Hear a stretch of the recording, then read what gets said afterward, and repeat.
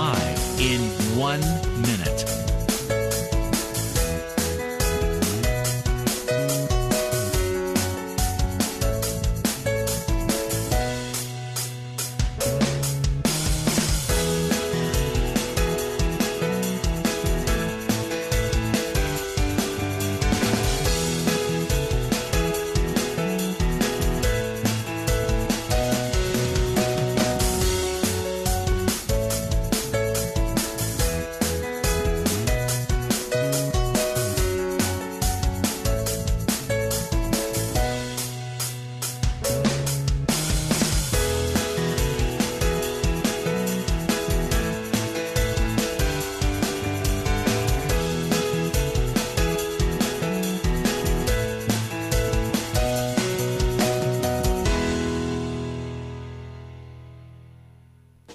Welcome to Lynn Cullen Live at pghcitypaper.com. Email your questions and comments to Lynn at pghcitypaper.com.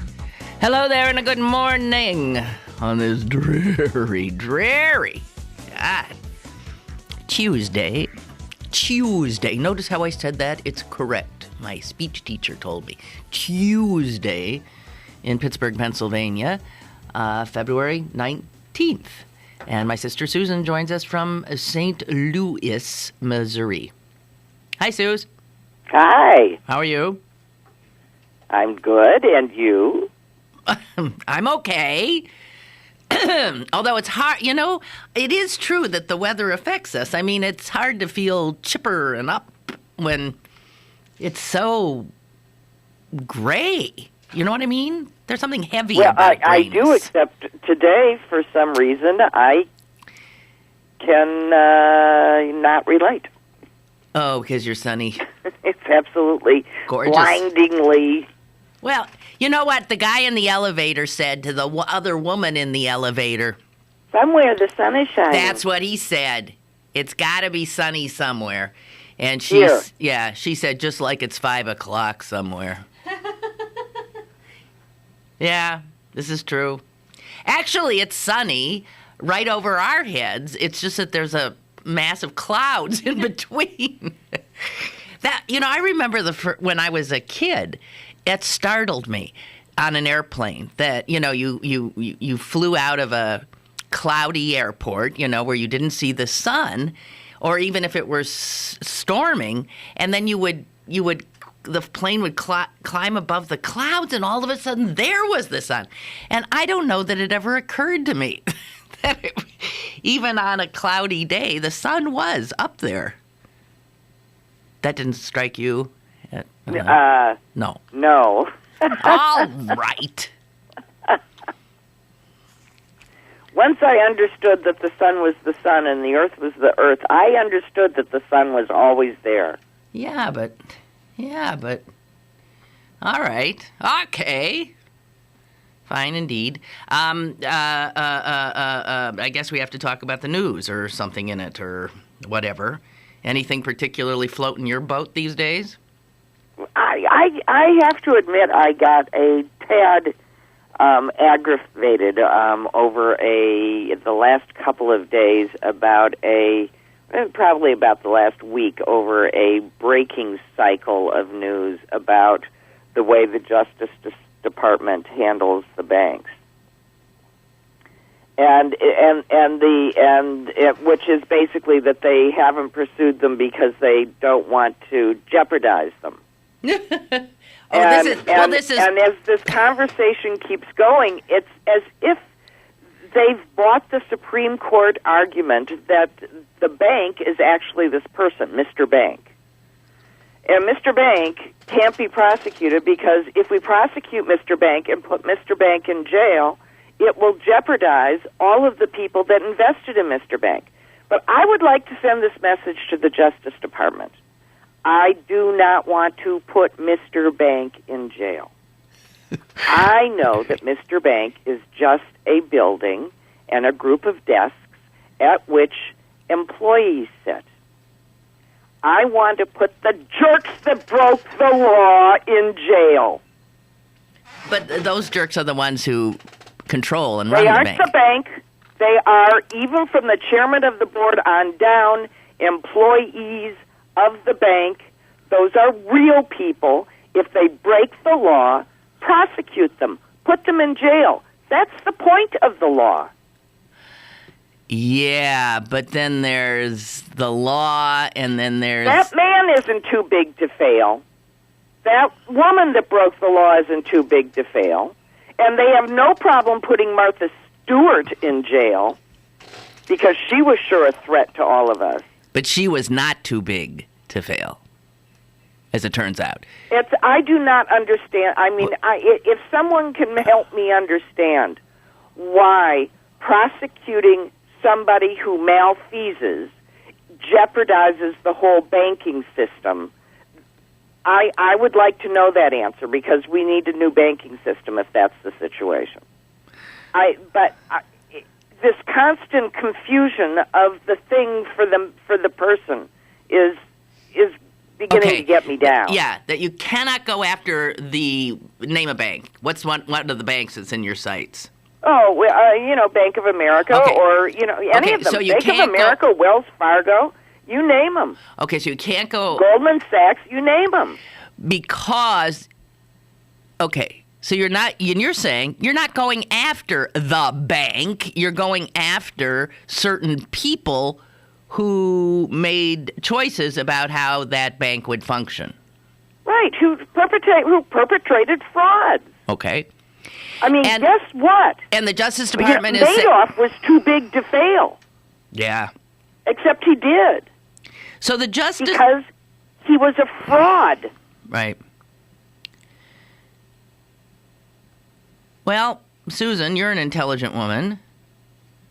Why are you so stunned? Because they're actually discussing it I keep reading articles where the Justice Department, the Justice Today, I'm reading something about how, oh boy, the Justice Department has decided that they can pursue somebody without jeopardizing, and what they've decided to do, this is what got me on this, what they decided to do was they weren't going to pursue Mr. Banks, they were going to pursue Mr. Banks' stepson who lived in Japan, in other words, a subsidiary in Japan. And they would take the fall, and that building would take the fall. And when they start talking about it this way, I'm going, wait a minute. I am not a stupid person. I've even been to law school. When did people get to hide behind buildings? I understand, corporate veils. I understand all of that. None of that is there to protect people from defrauding the public. What do you think I don't get it. What do you think the Justice Department is really afraid of? I mean, there's some fear here that is operating, that is making them I don't squeamish. know if they're afraid of anything. I don't know that they aren't all playing on the same team. Aha. Aha. These are all people that cross between each other in each direction, back and forth. They all have alliances. It's hard to, and if there's a little, zealous guy, that just got out of law school, or a woman with a cause, she ain't going to get nowhere if the policy is we don't go after the people. So you are saying, that which we uncomfortably sort of know but don't like to acknowledge, that our government is corrupted. Yes? It seems to be, because when I'm listening to these arguments, and they're so nonsensical, that something else has to be at play. Explain to me why any given human being is too big to prosecute. Not the bank, the human being that broke the law. And not as underling, but the buck stops here kind of a guy. Because the law is designed to promote good behavior by punishing bad behavior. And if we do not punish the bad behavior, and if you get to hide behind your glass door, well, that's sure a good way to take the teeth out of the law. There are days when I would so share your outrage, but Yeah. Susan. This is what sunshine does to me. Jeez. I mean, you're absolute. I hear you. I agree with you. You asked I me. feel You asked me. I'm just telling you. That's wow. What do you want to talk about? No, that it's all not. I wanted to say. It's great. I've spake my piece. It's just that usually when I ask you that, I expect some, popular culture thing since you're more tuned into stuff like that. So I was going to start off easy, and then you did this heavy-duty rant about the coziness of the banks and our justice system. And I am basically a believer in government, but boy, this part is failing us badly. And I guarantee you, a huge amount of the country, and it's causing problems, has been wondering, why didn't anybody ever get punished? I'll tell you something else, too. I've talked to 3 people maybe in the last week who are attempting to either grow their business, these are small business people, very small business. No money at the banks. They can't get loans. No. And I said to one of them, you bailed that bank out because we, the people, bailed those SOBs out.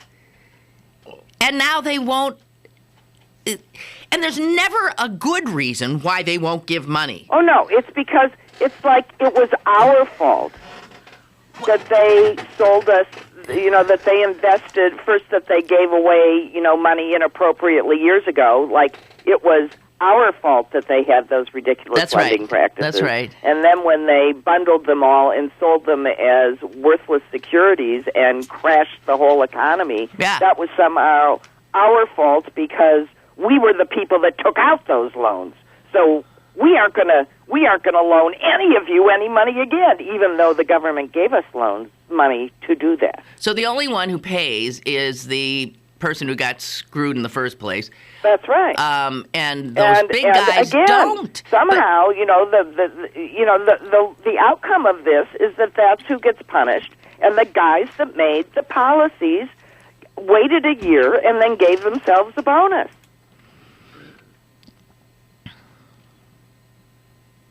Well, there are very few reasons why the Justice Department and the Obama administration are not being more forceful in going after these guys. I mean, we can make assumptions about what the reasons might be. Well, Elizabeth Warren is just flat out asking. Yes, she and isn't. Was considered rude and rather uppity for doing so. That's right. I mean, they were aghast. There, she's being said to be. There's a rule. She does not know that girl doesn't know the rules that we boys play by. That a freshman senator is supposed to be quiet, and in this case particularly, since she is this,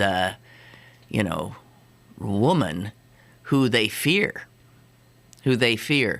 Well, or as some would call her, a squaw. Oh God! Someone call her a squaw. Jeez. Oh dear. Well, listen. Anyway, okay, no. You asked. That's what's on my mind. But Elizabeth Warren, God bless her, she's there, and she's there for at least 6 years, and methinks she will raise these issues pretty. Well, she is raising these issues, and that's what's causing these little bits of funny stuff coming out. That is just nonsensical. Yeah.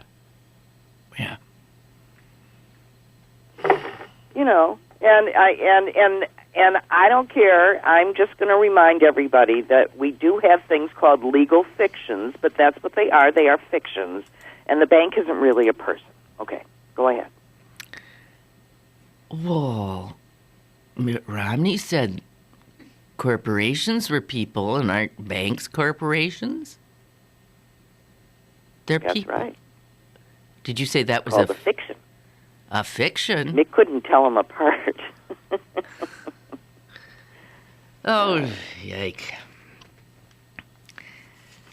All right. Well, here's something that upset me this week. And speaking of freshman senators who don't know they're supposed to shut up. Let's go to the other side of the aisle. And Senator Ted Cruz of Texas. He's the Tea Party darling, just elected. He's got with Elizabeth, same class as Elizabeth Warren of Massachusetts, and the two of them will certainly never see eye to eye on anything, I'm sure. But he was front and center in the questioning of Chuck Hagel in those in the continuing effort, I guess, to discredit the man who everybody says will be the Secretary of Defense. Did you watch any of it, Susan? I just snippets on TV. Snippets on the news. Okay. I found the whole thing so writhingly awful. Well, I know. Time. Well, I actually watched some of it, and I saw some of Cruz's, quite a bit actually, of his song and dance, and it really was amazing because it didn't occur to me at the time why I was getting queasy listening to it. But then somebody else commenting on it. McCarthy. That's right. Yeah. It was the same exact kind of... You realize if you juxtapose what he was saying next to some of what Joe McCarthy had said in those infamous hearings, it was the same thing. It was filled with non sequitur, innuendo, dark suspicions of, that sounded like treason. It sounded as if this Cruz was suggesting at one point that Hagel was maybe an Iranian it's because spy. He's watching too much Showtime. He thinks he's in Homeland. What I don't get is at what point did the Republicans think that they get to be the people that choose this president's cabinet? Well, you tell me. It's unbelievable. If they can't choose somebody suggested, and I think it was a Republican, said, if we want to have a cabinet that we find more palatable, then there's a way to do that. Yeah, you got to elect your president. You have to win an election. Right. And there was a piece that I know in News Nuggets today that I haven't had the opportunity to read, but I saw the headline, which suggests that Republicans are saying that this effort to tar and stall the Hagel nomination, which apparently will not result in his ouster, but will in fact end with him becoming the Secretary of Defense, that it will do nothing but make again the Republicans look like the very people that the public clearly has had enough of. Right. Total obstructionists. Thank you, Republicans. What I, as a what do you accomplish? Want is a government that is purposefully hobbled and not functioning at its best, not moving on as it's supposed to after an orderly election, because you creeps don't know how the government works. They don't believe in a government that works. Well, then why are they part of it? Because they're part of it because they've kill it. Yeah, they've all gone there as little wrenches to be thrown into the works of the government. And they really do, the Tea Party types especially, do see their role as exactly that, hobbling the government, not being the government, but hobbling it. And the fact that we now have an entire party whose sole mission seems to be to make sure that the wheels of the government grind to a halt makes it very difficult to, in fact, have a government. And I really do think that one of the gravest dangers to this country right now not Al-Qaeda. It's not immigrants. It's not even guns. It's this party that is out of its mind, that has gone so far off the rails that it endangers our very government's It's been doing it quite regularly. Yeah. And every time they pull one of these things, and there's all of these immediate and unfortunate, ramifications in the country, either in people's retirement accounts or, and I mean, they're hurting real people. And they seem not to understand that, the foot bone is connected to the, ankle bone. If they don't get it. Or they do get it. Well, they're just... and there's then you're right, they're just domestic terrorists. So, and should be viewed as such. Your senator, who happily will serve another 6 years... said this, Claire McCaskill, about Cruz. Yeah, thanks to Todd Aiken. Thank you, Todd. I love him. Who knew he'd be my favorite guy? I thought I'd never ever say such a thing. Boy, thank you indeed. Claire McCaskill said of Ted Cruz, he basically came out and made the accusation that Senator Hagel had accepted money from North Korea or money from our enemies, and he just laid out there all of this accusatory verbiage without a shred of evidence. And then she went on to say, in this country, in case you forgot your history, we had a terrible experience with this kind of innuendo and inference when Joe McCarthy sat in this chamber. But these folks like Joe McCarthy. Well, that's true. They want to resurrect his image. There are people that admire Joe McCarthy, that never stopped admiring Joe McCarthy. Do you know what else this Cruz did? He voted against Kerry for Secretary of State. He will vote against Hagel. And he actually, I forget the exact thing and I can't find it here, he actually suggested that both of those men, Kerry and Hagel, did not want to uphold the military strength of our country and were, in fact, less than strong, red-blooded American patriots. I'm cleaning it up, I'm sure. And both decorated war heroes. Both decorated war heroes. Both who saw combat. Both who were shot at. Both Purple Heart recipients. Both bemedaled. Both took the oath to serve their country as young men in a war. Ted Cruz? Nah. No. What's the difference between them and him? Well, they know what it's like. They understand why before you send somebody's son or somebody's daughter That's right. in to take a bullet for the country or to be blown into smithereens, that you ought to think really hard. Well, you know what? That reminds me that last night I happened to see most, if not all, of a documentary called Hubris, which is based on a book written by Michael Itzkoff and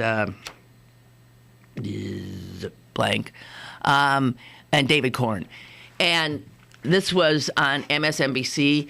It was a blast from the past that you talk about anger. I knew the subject matter, and I thought, I don't think I want to watch this because it'll just, get me so riled up. I won't be able to sleep. But I watched it, and yes, it got me riled up. It was about the lies, the flat-out lies that the Bush administration, and Cheney especially, and Rumsfeld, and Rice, they just deliberately, took all of this discredited But there's stuff. actually memos, Susan. They showed memos where they had a meeting trying to figure out how do we essentially start this war? On what pretext? And they talked about weapons of mass destruction. That made the list. They talked about we could this. We talk about, I'm not kidding you. And they had, I guess, the former head of CENTCOM, obviously a big, huge general, who is in the film. And he says, and they showed pictures of it, he's sitting behind Vice President Cheney at the the VA or VFW convention. And this is prior to our invasion of Iraq. And Cheney flat out tells these vets that there is incontrovertible proof that Saddam Hussein has weapons of mass destruction. And the general who was on that stage said, I can't remember exactly, but essentially he almost fell off his chair. So Cheney had the gall to lie right in front of other people who knew it was a lie. And the lies kept coming. If there was any information which didn't help them get to war, then, and I'll tell you, Colin Powell does not come off well. Actually, Colin Powell missed an opportunity to be a great, great American. He knew it was all cooked up. He was queasy. He was angry. He had tried to, because he, again, as you said, knew what it meant to go to war. Because God knows Cheney did everything he could to avoid it. And so did George W., essentially. So this was a mind-blowing piece, just laying out with evidence and witnesses, people who were there, who saw, and you have Powell's chief of staff, essentially, I forget his name now, sorry, who said, we were party to a hoax. And a hoax that caused the death of maybe hundreds of thousands of people. I have no idea, ultimately. A hoax. And that's what he called it. Well, see, and I mean, this is why, for years now, I have felt that Bush was a murderer. And I do feel that I feel that way. Because when you send our soldiers to war, and you're for some hair up your particular tush,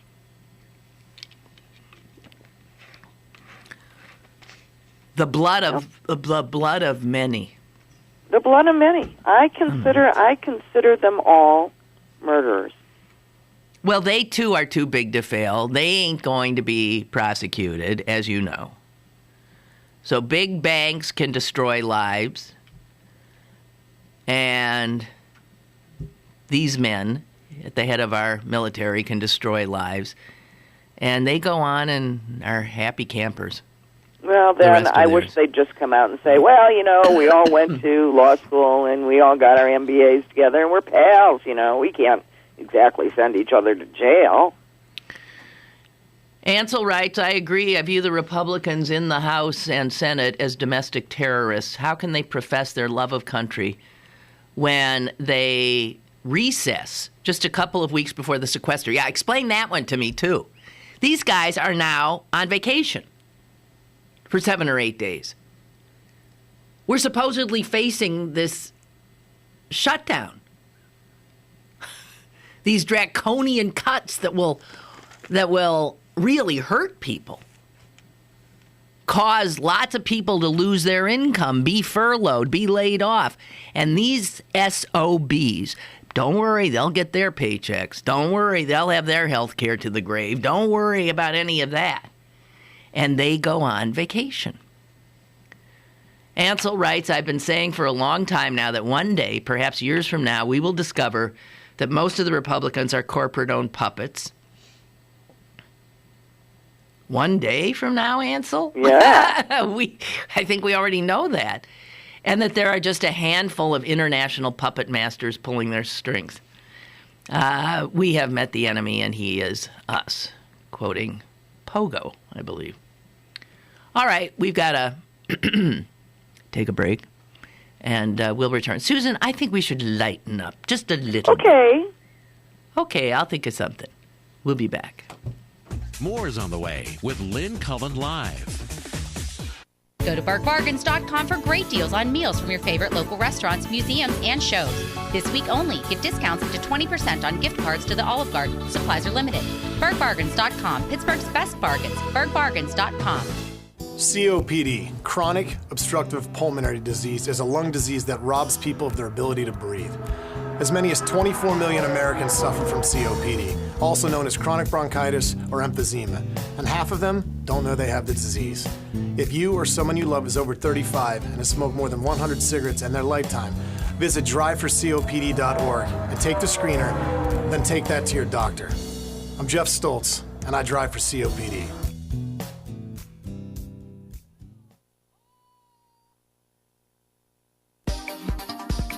You're listening to Lynn Cullen Live at pghcitypaper.com. Once again, here's Lynn Cullen. All right, before I lighten up, Susan, I came upon this business section. Incomes. Get this, guys. Incomes rose more than 11%. When? During the economic recovery. Oh, wait a minute. There's a little asterisk here. Oh, yeah. Only for the top 0.0001%. I guess that's right. Actually, although this one just says, incomes rose more than 11% for the top 1%. Meanwhile, the other 99... Hang on. I'll get my... And the other 99, their earnings during the same period declined. They didn't even go... All that 11% had to come from somewhere. So much for we are the 99%. The fact is that these SOBs continue to just... They don't get touched by the cataclysms that they cause, that they create. In fact, they end up being enriched somehow. And the rest of us continue to go down the tubes. All right, okay. So, Susan, I have to see this in the science section today. Maybe you did. It says, how many people do you think the average American knows? Now, by knows, let's say they'd be able to say, oh, yeah, knows on a personal level of some kind. Whatever. How many do you think, like you, know? I mean, you stop and think, all your family, people in organizations you belong to, your friends, your...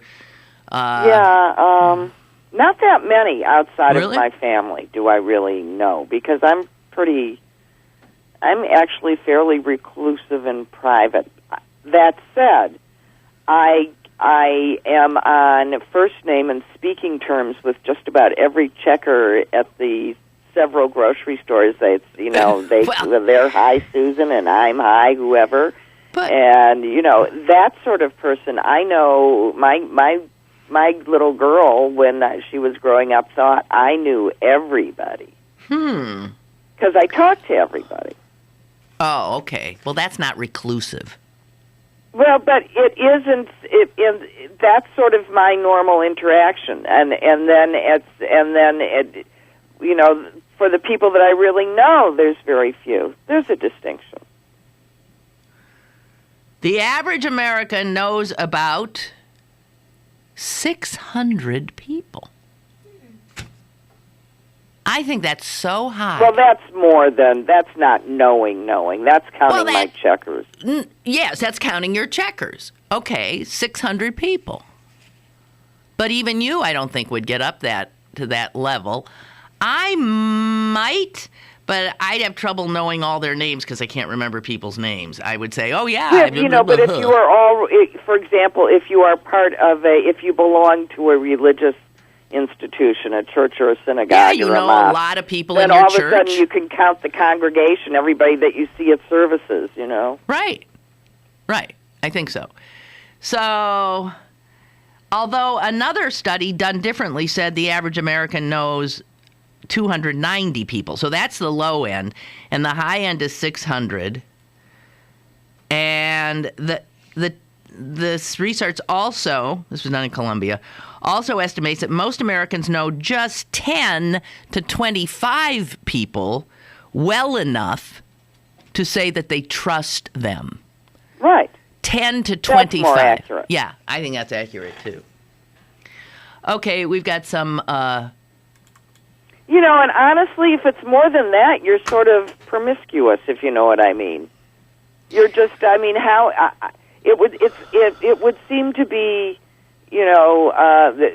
part of a culture of oversharing if you are on that intimate terms with that many people, if you know what I mean. Well, there's no way you can be on intimate terms with that many people. I mean, you can kid yourself that you are, but, I mean, that takes too much work. Right. We're not talking about friendship, because a real friendship takes time and energy. And right. Well, if we're talking about nurtured relationships, it's a much smaller number. Much smaller. But in terms of, oh, hi. Now, my numbers go way up just by virtue of I'm a public person, so a lot of people know me, and then I know them, and I at least recognize their faces, even though I can't remember my own name half the time. But even I think I have trouble getting to 600. Thank you, Tom. Tom Sokolowski has popped up with a wonderful programming possibility. He writes, why not discuss the latest foibles of Honey Boo Boo? I don't think so. I have to admit, I've never watched that show. Good. You? Yes, I watched it. I watched 10 minutes of it once. It was all I could handle, all I could do, because it was beyond. I mean, I just see belief. the commercials and go, why? Although I see that they are now advertising a new show, soon to come, L.A. Shrinks. What? Now, how could who's gonna? Any respectable right. psychiatrist? So the first thing you know about the. Let me just say this without ever seeing the show.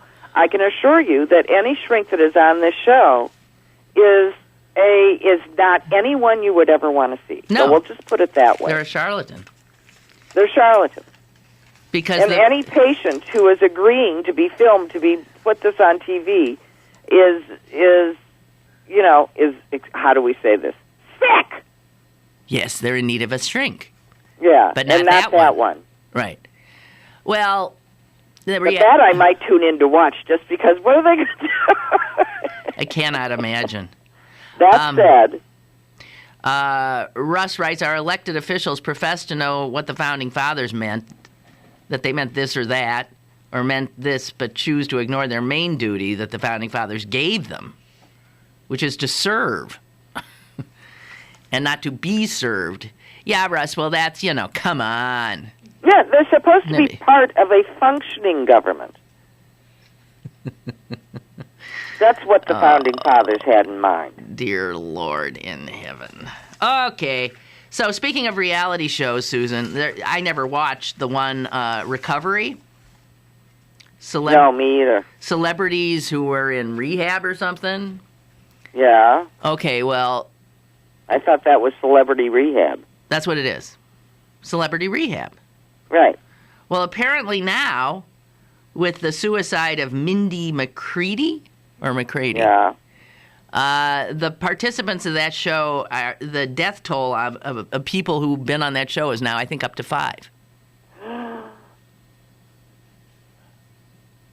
Well, that said, it's a very at-risk population. Yes, of course it is. But there it is, 5, and I don't know how many are suicides and how many are ODs. It's a pretty bad track record for the doc. Oh God. Anyway, is this Dr. Drew? Is that who that is? Yes, Dr. Drew Pinsky. Well, Dr. Drew, maybe you ought to stop putting him on TV and start giving him really help. Yeah, stop exploiting them, Doc. And Dr. Pinsky, he's another one who I would say, I'm sorry. When I heard she was struggling, he says, I reached out to her and urged her to get in a facility if she felt she needed it.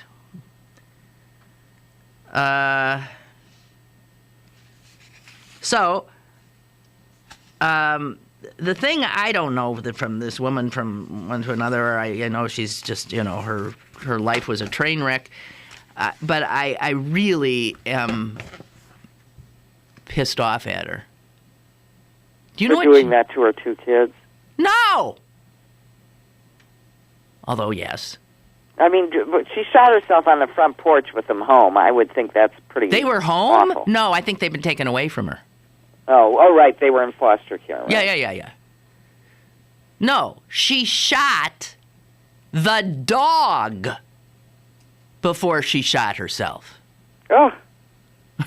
What'd the dog ever do? The dog belonged to her boyfriend who killed himself a month ago. She took the dog out and then killed herself. And this brings us again to people with guns in the house. Yeah, how many people would be alive now if somebody didn't have a gun in the house? Quick access to a gun when they were feeling really down. How many? Add her name to the list of people with easy access. Don't people think about that? There really is a reason that I don't keep a loaded gun in the house. I get very angry. Yes, you do, Susan. I'd hate to see you with a gun in the house. Well, I would too. Yeah. I mean, not real. I'm only being half serious, but honestly.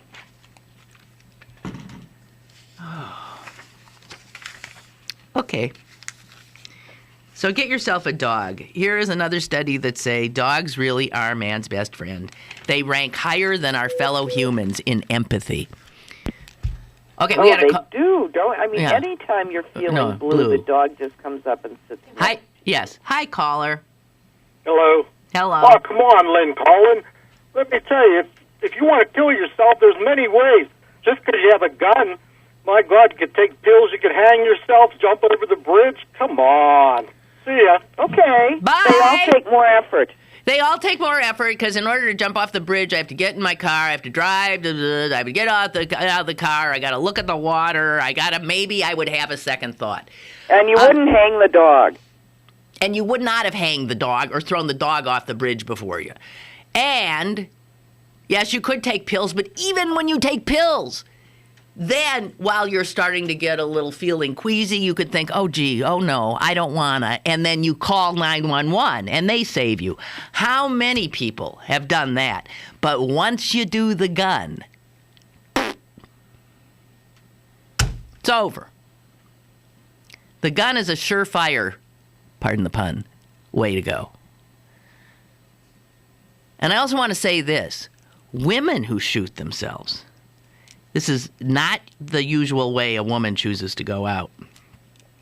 Because women don't like the idea of being seen with their, heads blown off.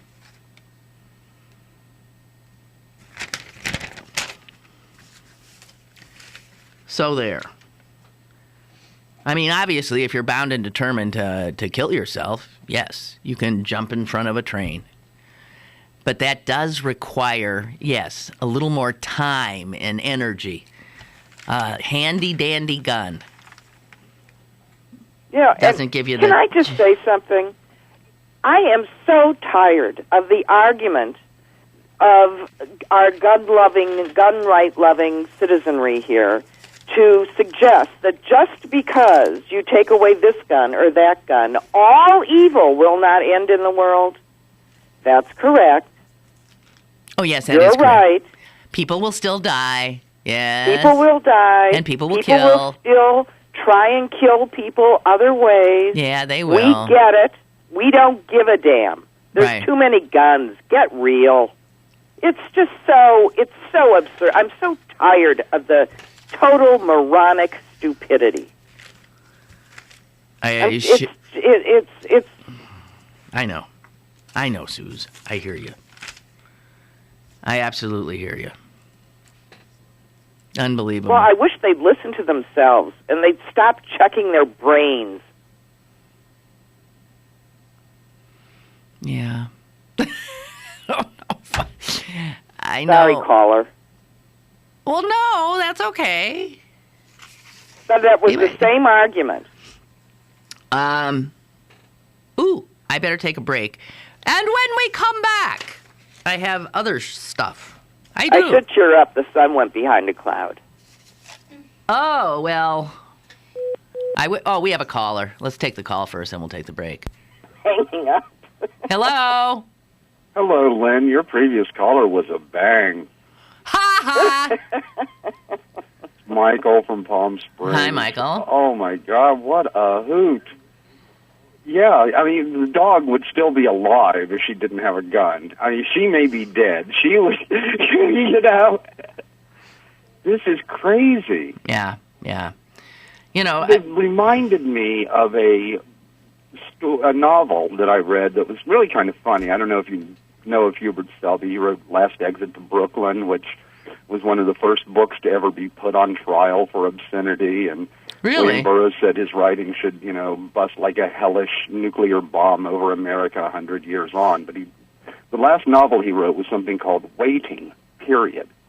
And it's about a man who has just been denied veterans benefits. And so he's very depressed, and he's decided that he's going to kill himself. And the book opens right in mid-thought with him thinking of all of these different ways. And he's like, well, I could take pills, but no, if I threw them up, then that would be a problem. So maybe I should take pills and tie a bag over my head. And that way, if I throw up the pills, then at least I'll suffocate. But maybe I should also take a razor blade and slice my wrist while I'm in the tub and blah, blah, blah. What he decides is the cleanest, most efficient way is for him to get a gun. Right. He goes to buy the gun. He's put on a waiting period. While he's in his waiting period, he realizes that if he kills himself, that's not going to solve the problem.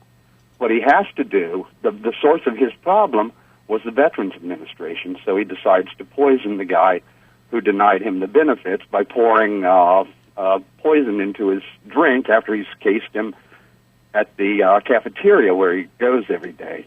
And all of this escalates, and he realizes that by killing off problem-causing people, he's decent. And then as he relapses, there's these sections that will be italicized, which is like a benevolent figure, possibly God, looking down on this peaceful figure. Oh, look at him. He's sleeping. He's charming. He loves the world, et cetera, et cetera. Now, of course, his own thoughts. Jeez. It's very funny stuff, actually. Wow. Susan, what are you chuckling about? Oh, because I love that. That's a great argument against waiting periods for guns, that they cause murders. Well, actually, it prevented a suicide in this case. Because he's angry that he can't even get a gun, and then, of course, it goes into the opening litany. He's like, Jesus Christ, even in this country, it's a law to kill yourself. What do? Dig you up and bring you into a courtroom? I don't want the NRA to get their hands on the book because they'll use it as a case study. Hear, hear. They couldn't. Right. Honestly, the way that the NRA would never be able to because it's written so satirically. Well, I don't know. Maybe it's written too. Listen, that's right. Satire doesn't work anymore because no one understands it. They think everything is like right, because real. I think one time we had discussed natural-born killers. I mean, a movie that is really not, something to aspire to be, and so many people thought it was so hip and cool. Well, what can we say? People are idiots. People are idiots. People are idiots. On that, the theme of today's show. That's why we can agree on that. And I try to just, if I'm going to be an idiot, I'll be an idiot for a minute and then apologize. Okay, you. Goodbye. I got to get to a break. Thank you, Michael. Bye. Got to get to a break. We'll be right back. Stick around for more with Lynn Cullen Live after this. Packers Packers. Vikings. We come from different places. Uptown. Downtown. We come to different conclusions. Half empty. Half full. But when we live united, we make a real difference in the building blocks of life. Children succeed in school, families gain financial stability, the health of our neighbors improves, and suddenly so do our communities. Real change won't happen without you. Live United. So give, advocate, volunteer, live united. Sign up today at liveunited.org. Brought to you by United Way and the Ad Council. Pittsburgh City Paper is available now. Pick up one today for the most comprehensive dining, event, and happy hour listings in Western PA. Plus Moulin Rouge, Soul Asylum, Kyle Abraham, and American Idiot. Pittsburgh City Paper available at over 1,700 locations throughout Western Pennsylvania and on the web at pghcitypaper.com and on your smartphone at citypapermobile.com. Now, it's back to Lynn Cullen Live at pghcitypaper.com. Hey, Susan, I don't know if you saw this. There's a tenured professor at Brevard Community College in Florida. He's a professor of mathematics. Sharon Sweet, who I guess the Board of Trustees is thinking about giving her the boot. It's not easy to do with a tenured professor. Her crime, she apparently forced her students to sign pledges that they would vote for Obama last November. Well, I'd give her the boot, too. I would, too.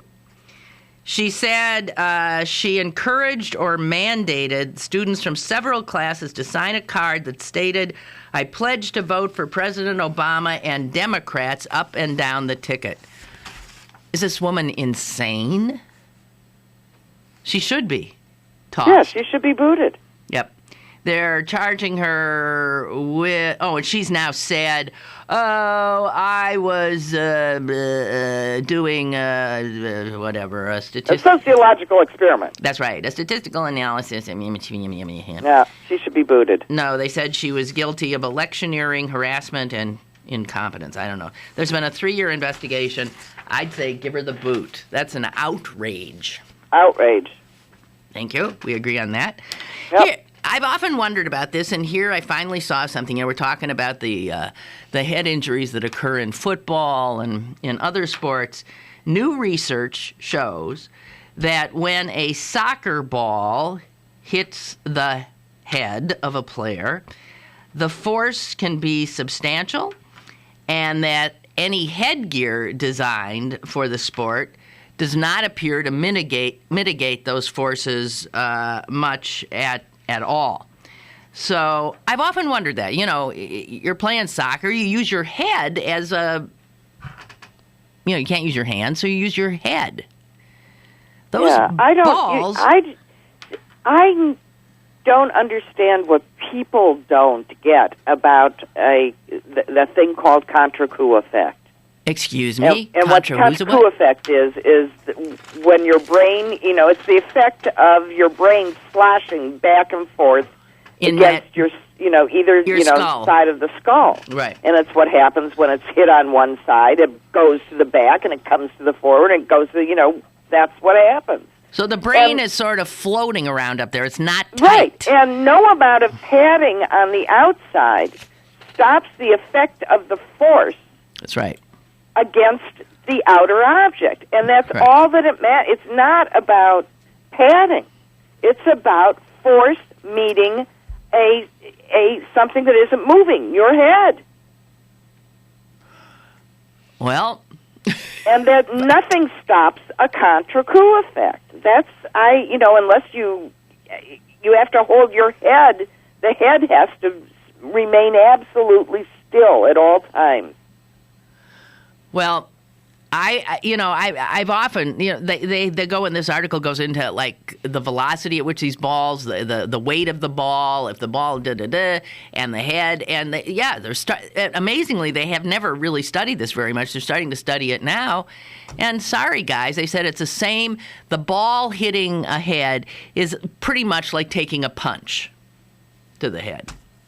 Well, stop and think of all the, of course, your kids playing soccer. And how often their head is taking a punch. I'm just saying. Oh. So, on a more serious note, Tom says, and this is true, there was this piece in, what was that in the paper today? Was that in the Times?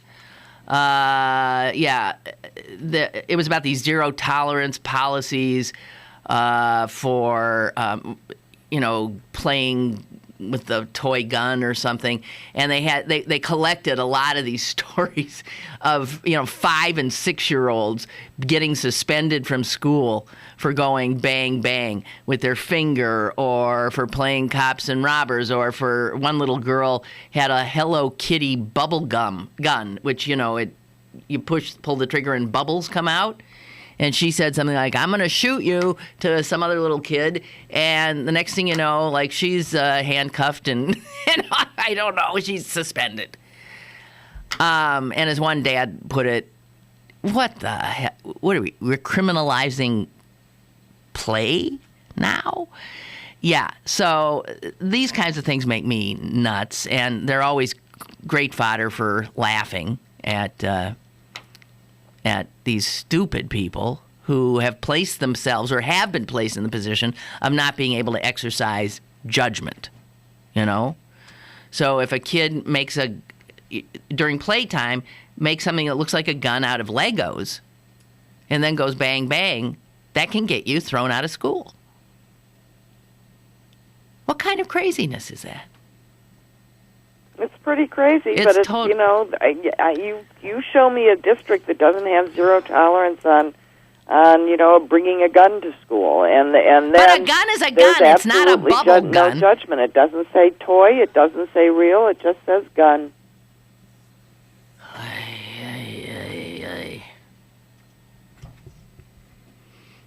But there's all sorts of arguments. Like Nerf ball makes a Nerf submachine style Nerf gun. Right. And parents, and I think that this is a reasonable debate. I do. At what point do you really need a submachine gun Nerf ball? I mean, what's the point if not for a small child to model that kind of behavior? And do you really want them to do that? Well, Suze, think of cowboys and Indians. Did kids? Well, don't get me wrong. I mean, I was one of those moms that said no guns in the house, and you know that the first thing that Arlie built was a gun. Yeah. So at that point, I can't take his rather clever little creation apart from. But in my own mind, it was better to construct it yourself. Well, that's true. But that is true.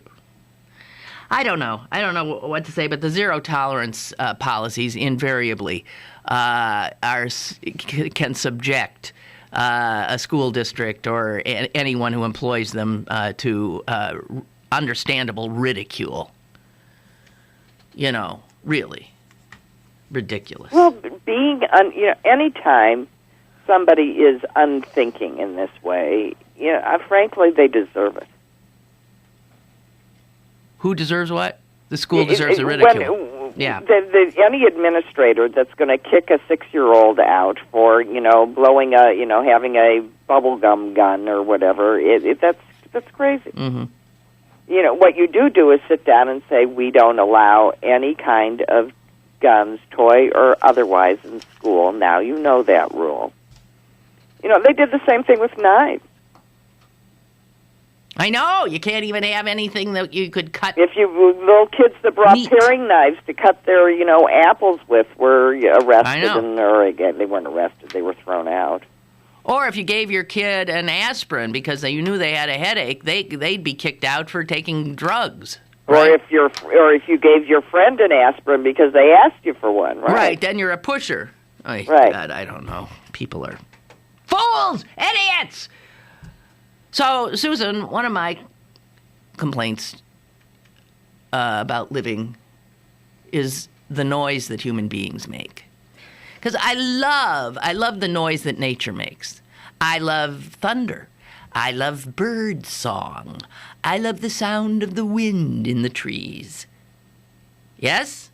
Yes. I love the sound of the ocean waves. I love natural sound. I love the sound of the animals. I love sometimes crows can make me crazy. But I love... And you wouldn't like a rooster. A rooster, but up to a point. Okay. But the noise that humans make, and apparently since BC, people were complaining about noise in where people congregated. But when the Industrial Revolution happened, then we really figured out how to make some noise. And one of the hardest things for people that were transitioning in that period, which was, very hard on people from agriculture to industrial, was the amount of noise. And then people figured out that this is where zoning came from. Wait a minute, we can take all those noisy factories and we'll put them over here, and then we'll all live over here where it's quiet. But then that resulted in workers having to get to the noisy place, and that then created all kinds of noise in terms of transportation.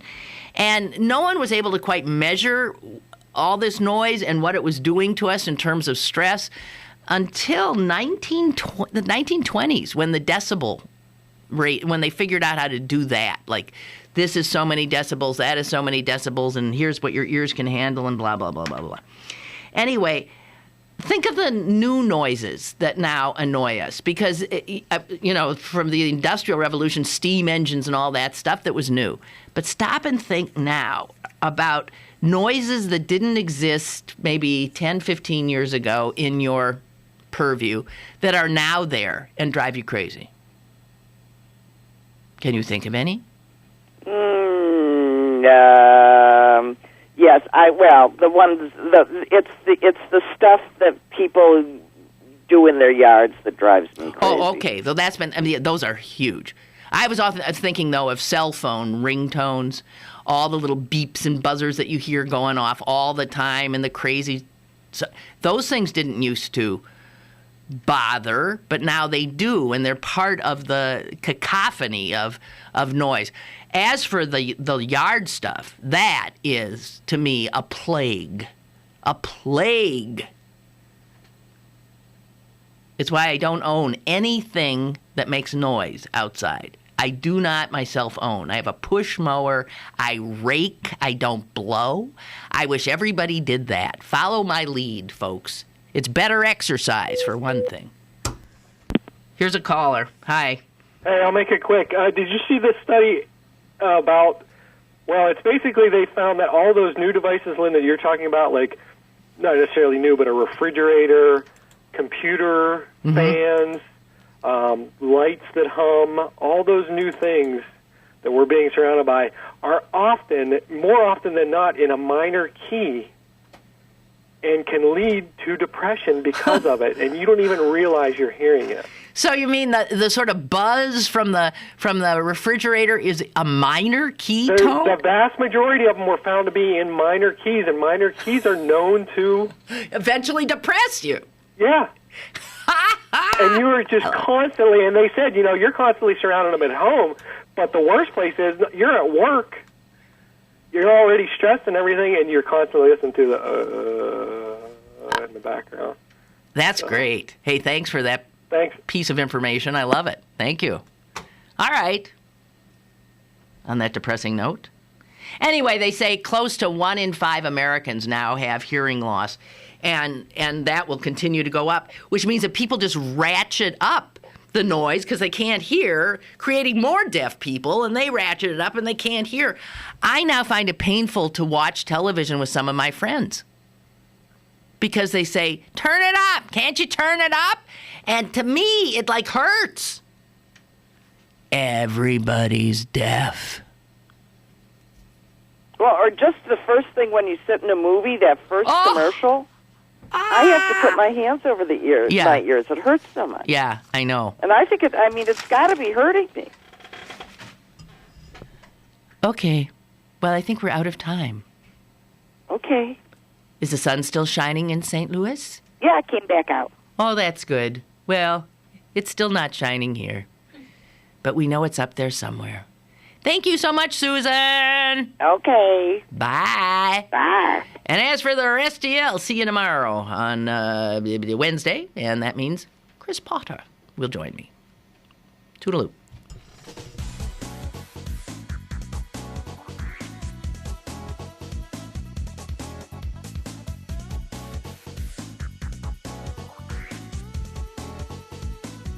Lynn Cullen Live, Monday through Friday from 10 a.m. to 11 a.m. and archived at pghcitypaper.com. The opinions expressed on Lynn Cullen Live are those of the host and do not necessarily reflect the viewpoints of Pittsburgh City Paper, Steel City Media, and its advertisers.